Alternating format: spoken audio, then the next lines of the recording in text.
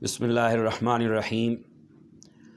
کتاب انزلناہ الیک مبارک لیدبروا آیاتہ ولیتذکر اولو الالباب۔ صدق اللہ العظیم۔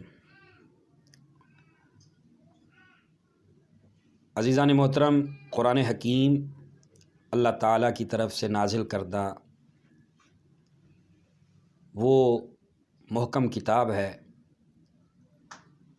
کہ جو انسانیت کے لیے کلی طور پر زندگی کے ہر شعبہ زندگی کے ساتھ تعلق رکھنے والے کی رہنمائی کرتا ہے۔ قرآن حکیم کے جملہ مخاطبین اس کو سمجھنے سے قاصر ہیں، کیونکہ قرآن کریم یہ ایک روایت میں آتا ہے 7 حروف پہ نازل ہوا، اور ایک روایت میں 3 حروف پہ، ایک میں 4 کا بھی ذکر آتا ہے اور 10 کا بھی ذکر آتا ہے۔ تو گویا قرآن پاک کے جملہ مضامین کو سمجھنا یہ صرف اہل علم کا کام ہوتا ہے، لہٰذا قرآن کریم بھی یہی ہمیں پیغام دیتا ہے کہ قرآن کو سمجھنے کے لیے اہل علم کی طرف رجوع کیا جائے۔ فاسألوا اہل الذکر ان کنتم لا تعلمون، اہل علم سے پوچھو اگر تم جانتے نہیں ہو۔ لہٰذا ہمیں تفسیر قرآن کی از حد ضرورت ہے۔ ہر انسان کو قرآن سمجھنے کے لیے تفسیر قرآن کی ضرورت ہے۔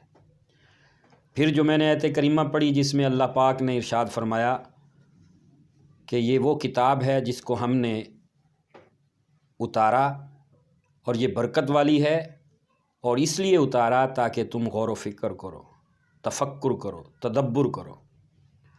قرآن حکیم اپنے جملہ مخاطبین سے تعقل، تفکر اور تدبر کا تقاضا کرتا ہے، اور تفکر یعنی سوچ و بچار کرنے کے لیے ہمیں تفسیر قرآن کی ضرورت ہوتی ہے، اور تفسیر قرآن کے لیے بھی ہمیں اہل علم کی طرف رجوع کرنا پڑتا ہے۔